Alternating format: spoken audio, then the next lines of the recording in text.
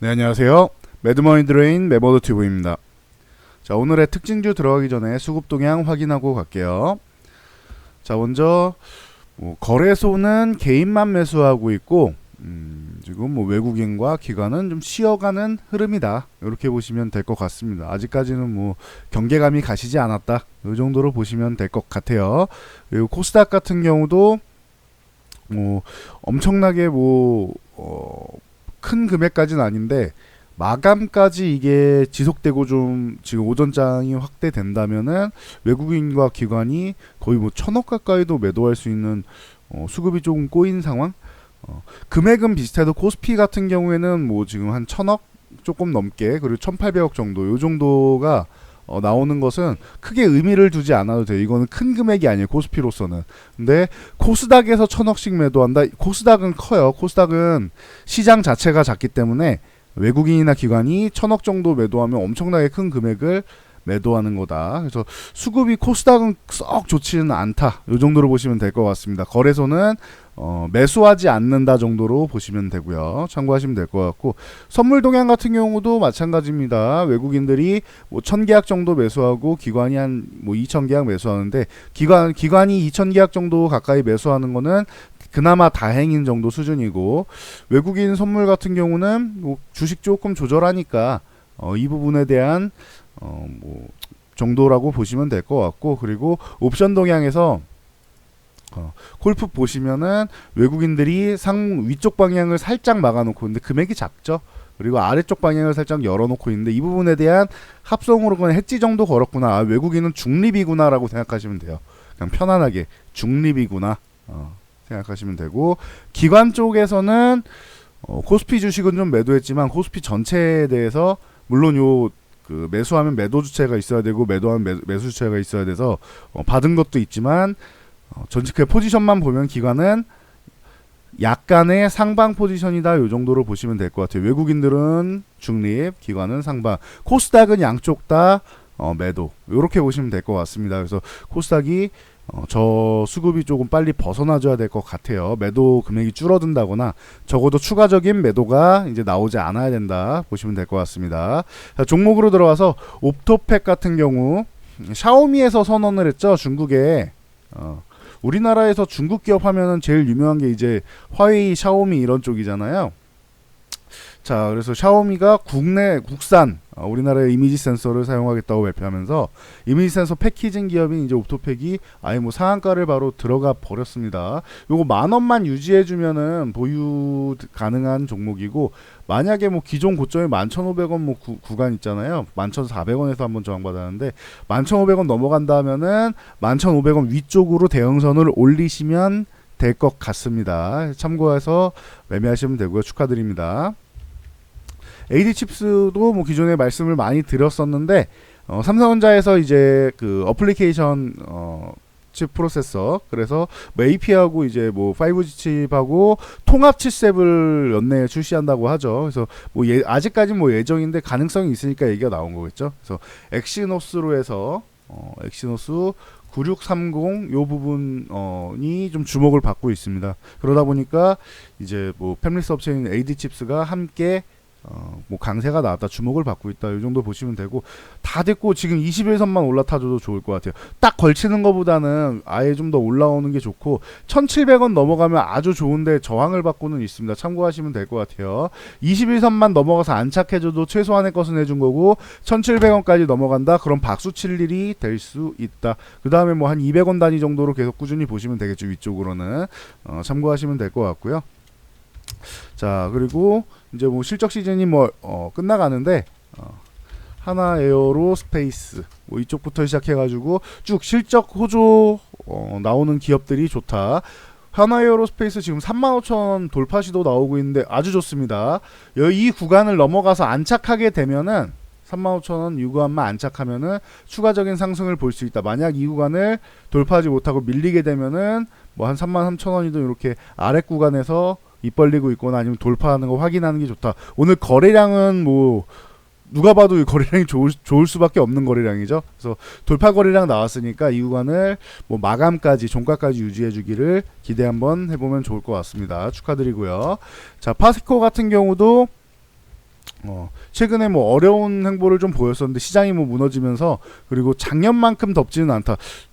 굉장히 습하긴 해요, 올해 같은 경우에는. 근데 작년만큼 아예 폭염의 무더위 이게 지속되지는 않고 있잖아요. 그 정도는 아니다 보니까 파세코가 조금 약세를 보였었는데 다시 살아나는 모습은 보이고 있습니다. 2분기 실적이 굉장히 잘 나왔다. 그래서 21선 정도는 그래도 회복을 해줘야 돼요. 여기 한 9,000원 정도 회복해야 된다라고 보시면 될 것 같습니다. 현재 구간에서 9,000원 회복되면 기존에도 의미를 어느 정도는 만드는 구간이었고, 회복이 중요한데 맞고 밀렸습니다. 여기를 회복해줘야지 더 강해질 수 있다. 참고하시면 될 것 같고요. 자, 그리고 필링크. 필링크 같은 경우도 뭐 실적 호조랑 뭐 소식이 나오면서 이제 상한가에 들어갔는데, 이 종목도 여기 21선 이 구간을 강력하게 돌파하고 상한가까지, 내일 만약에 1,500원 구간에서 걸린다라고 하면 한번 수익 실현하는 게 낫고, 만약에 넘어간다라고 하면은 이 종목도 한 200원 단위로 보시면 돼요. 1,900원, 뭐 2,100원 이렇게 200원 단위로 보시면 된다. 축하드립니다. 자, 월덱스 같은 경우도 기존에 뭐 종목 자체는 좋다 뭐 이렇게 말씀을 드렸는데, 21선 요 종목도 21선 구간에서 지금 뭐 저항이 받고 있죠. 그래서 돌파 시도 나오는데 거래량은 좋습니다. 오늘 돌파 거래량 이미 나와 있으니까 기왕 가는 거 넘어가 주는 게 좋겠죠. 그래서 6,500원 정도 넘어가 주면은 양호하다. 이 구간만 안착하면은 양호하다라고 보시면 될 것 같고요. 만약에 여기 돌파 못한다, 내일까지도 해서 돌파 못한다면은 분할 매도를 조금 줄이면서 보시는 것도 나올 수 있다. 그리고 돌파하면 재매수하는 게 나올 수 있다. 참고하시면 될 것 같습니다. 자, 대창 솔루션까지 볼게요. 자, 실적 호전주 대창 솔루션까지 보면은 이 종목은 다른 종목에 비해서 굉장히 약하죠. 그래서 거래량은 조금 나오고 있는데, 거래량도 다른 종목은 이렇게 엄청난 거래량이 뽑아져 있는데, 물론 거래량이 나쁜 정도는 아니에요. 괜찮은 정도는 됩니다. 그래서 올라와야 되는데 잘 못 올라오고 있어요. 역시 그래서 동전주는 잘 안 건드리는 게 이런 부분이겠죠. 주목을 잘 못 받잖아요. 실적이 좋다라고 해도. 그래서 동전주보다는 조금은 적어도 지폐 쪽으로 넘어가시는 게 좋지 않을까 싶습니다. 동전주라는 거는 1,000원 이하 종목을 말합니다. 그래서 참고하시면 될 것 같고요. 그래서 뭐 실적이 똑같이 잘 나와도 좀 움직임이 다르다라는 거 보여드리려고 가져왔어요.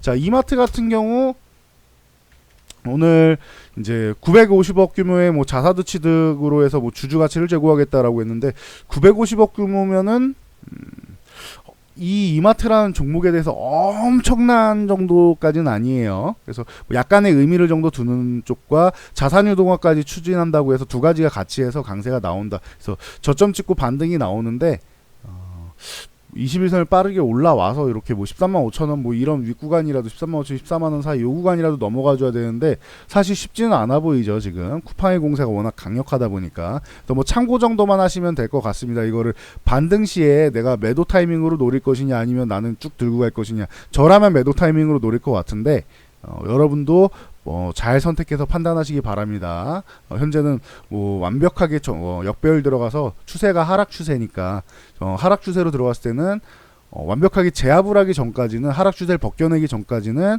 반등 시 매도가 좀 더 유리한 구간이다. 이렇게 생각하시면 될 것 같습니다. 자, 넷마블 같은 경우 뭐 2분기 어닝 쇼크 나왔죠. 근데 기존부터 알고 있던 부분이라 뭐 5% 하락하게 됐는데, 엄청난 뭐 10% 이상의 급락이, 추가적인 급락이 나오거나 하진 않았는데, 기존 저점 정도죠. 그래서 이 구간을 지금 추가적으로 이탈하지 않고 빠르게 9만원 위쪽을 회복을 해줘야지 넷마블이 뭐 숨을 좀 쉴 수 있지 않을까 싶습니다. 참고하시면 될 것 같고요. 자, 다음 YG엔터. 뭐 이거는 예정됐죠. YG엔터 같은 경우는 뭐 어닝 쇼크가 나왔는데, 얘도 뭐 선반영이 이미 다 돼 있는 부분이죠. 버닝썬 사태로 해서 이제 뭐 승리 씨, 뭐 그리고 그 양현석 씨가 뭐 모든 직함을 내려놓고 물러나고, 뭐 또 이제 뭐 경찰조에 들어가서 지금 뭐 얘기가 많이 있죠. 여러 가지. 그리고 나와 있던 보이그룹 중에서도 또 자꾸 이제 뭐 대마나 뭐 이런 구설수에 자꾸 시달리고 하니까 YG는 좀 당분간 어렵지 않겠느냐라는 말씀을 봄부터 계속 말씀을 드렸으니까 이거 알고 계실 거예요. 이건 사회적으로 워낙 이슈가 된 상황이니까. 그래서 좀 어렵게 흘러가고 있다. 그나마 오늘 뭐 어닝 쇼크 예견된 상황이기 때문에 큰 강력한 하락은 없다. 21,000원까지 이탈하지 않고 있는데 이 전저점 내려가 이탈하지 않고 21선 회복해서 반등이 나온다라고 하면은 거기는 이제 매도 구간으로 활용할 수도 있지 않을까 싶습니다. 참고하시면 될 것 같고요.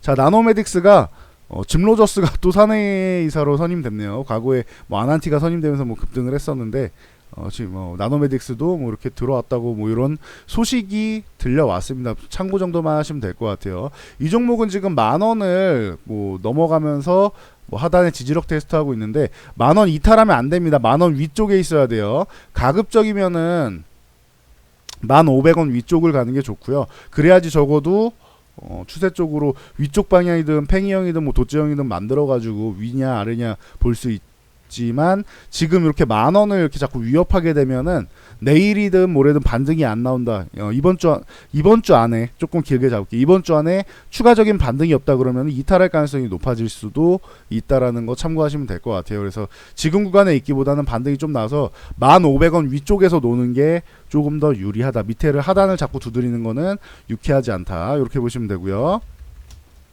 자, 뭐 로봇 관련주 중에서 뭐 항상 이렇게 대장으로 꼽히죠. 그래서 뭐 바닥에서 지금 올라오는 거래량 61선, 21선 강력하게 관통을 했는데 좋은 모습을 보이고 있다 생각하시면 되고, 위쪽으로 6,500원 위쪽으로 넘어갈 때마다 계속 저항받았으니까 참고하시면 될 것 같습니다. 5,500원은 이탈하지 않는 게 좋아요. 이 정도 올라왔으면은.